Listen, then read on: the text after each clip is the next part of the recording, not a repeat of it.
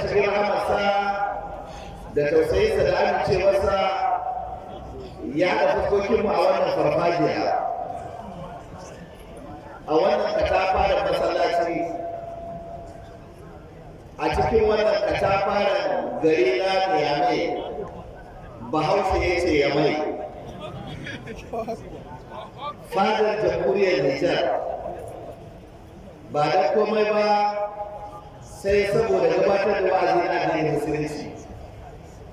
Wa'azi wanda manyan ƙungiyoyi na addinin musulunci na Ahlus Sunna a wannan ƙasa ta Nijar, ƙungiyar Kitabu was Sunna da ƙungiyar Ahlus Sunna wal Jama'a suka yi haɗin gwiwa suka shirya wannan taro. Kuma aka gayyaci sauran ƙungiyoyi na sunna da ke Afirka, ciki har da ƙungiyar Jama'a fi Zalatul Bid'a wa Iqamatus Sunna, wanda muka rako shugaban ƙungiyar na ƙasa wanda muna tare da shi Fadilatul Sheikh Dr. Imam Abdullahi Balalo. Wannan taro ga alama Allah ya sa masa albarka. Mutum ba zai gane me yake faruwa a wannan taro ba sai ka hau kan wannan mimbari. Daga inda nake tsaye gabar da yamma, kudu da arewa, ba inda ido na yake hangen ƙarshen ɗan adam. Bayan Allah sun nasa kiran Allah sun zo su ji maganar Allah. Kamar yadda na saba faɗa, taron mu ne mai kamar ba Ahlus Sunna mutane ne zalla ba, kamar hadda Ahlus Sunna aljanu su ma sun zo a manyan malama sun gabatar da wa'azi a kan wannan mimbari. Yanzu da limamin turnuku na Afirka mai gida shi ka mafi gira abubuwan da daga kan wannan mimbari. Allah ya kara wa malam lafiya. Ba dogon wa'azi zai yi ba, wa'azi ya riga an sha shi, kuma ba dainawa za a yi ba. Maluma suna na tattabo har rani ba. Yau ba shi wa'azi kawai za a yi har gani shi sai ya yi. Kai har ma sai ka taba shi kashi a ce wa'azi haka kake. To amma Bahaushe ya ce iska kin da kina wahalar da mai kayan ka. Akwai wata matsala da take da muhimmanci da Ahlus Sunna idan muna so mu samu cikakkiyar nasara na wannan da'awa da muka sa a gaba, mu ci nasara a duniya, mu ci nasara a lahira, to sai mun dawo mun ɗauki mataki wajen kiyayewa.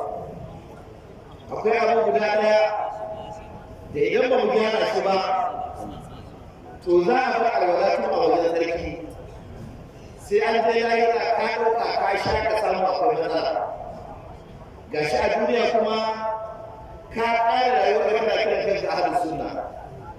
Wani zai ce menene ya zafi haka? Wace matsala ce wannan?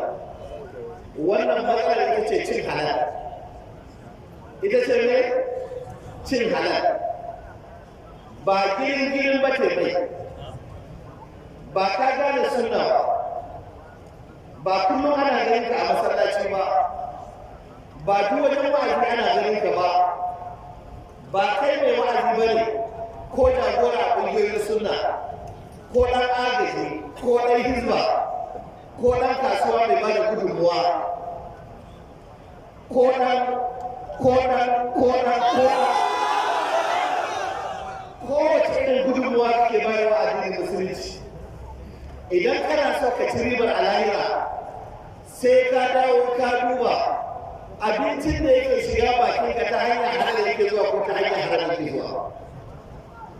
Babban musibar da ta shafi duniya a yau, ba birni ba, ba ƙauye ba, ba masu kuɗi ba, ba talakawa ba, ba masu mulki ba, ba jama'ar gari ba, ba malamai ba, ba almajirai ba, ba masu ilimi ba, ba jahilai ba, shi ne kowa ya rutsa ido duk abin da ya zo. Idan da ya riga ya shiga hannu to bukata ta riga ta biya, ba tare da la'akari da wace hanya ne wannan abin da ya shigo ba. Wallahi ya ku bayan Allah ku saurara ku, hatta annabawan Allah sai da Allah ya musu da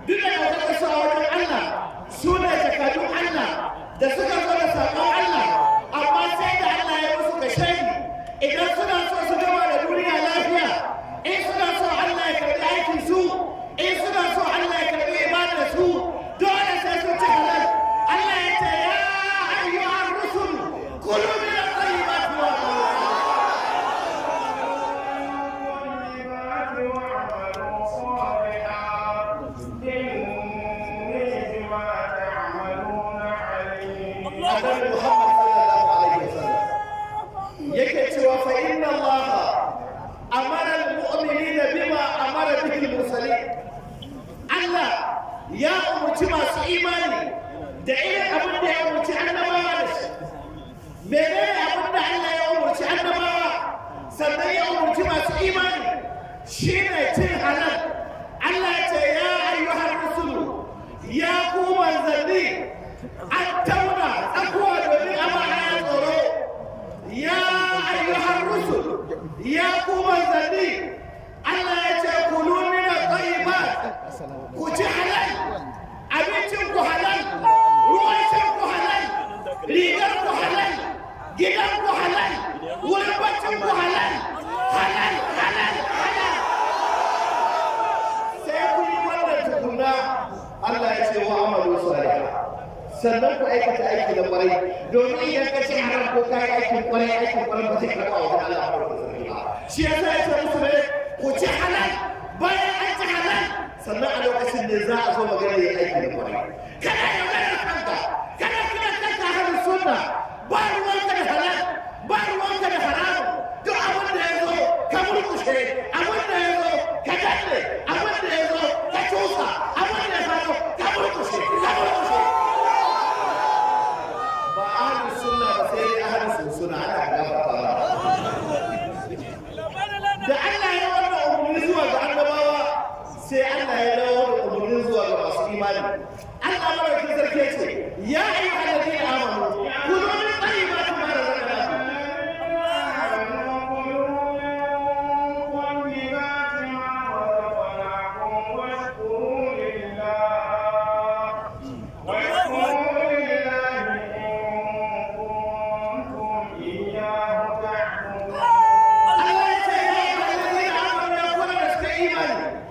يوجه الله النداء إلى الذين آمنوا، يوجه الله النداء إلى كل مؤمن الذي آمن بالله ربا وبالإسلام دينا وبمحمد صلى الله عليه وسلم قائدا ومرشدا ورسولا ونبيا وبالكعبة قبلة وبالقرآن دستورا. Allah yana magana da masu imani wanda suka yi da Allah ne ubangiji su, wanda suka yi da Annabi Muhammad sallallahu alaihi wasallam shine abin koyi su, wanda suka yi da Alqur'ani shine littafin su, wanda suka yi da Kaaba ita ce alƙiblar su.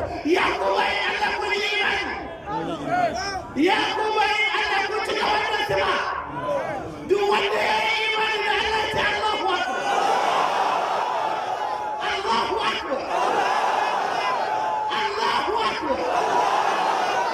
Ya ku masu imani ga magana daga ubangijin masu imani zuwa ga masu imani.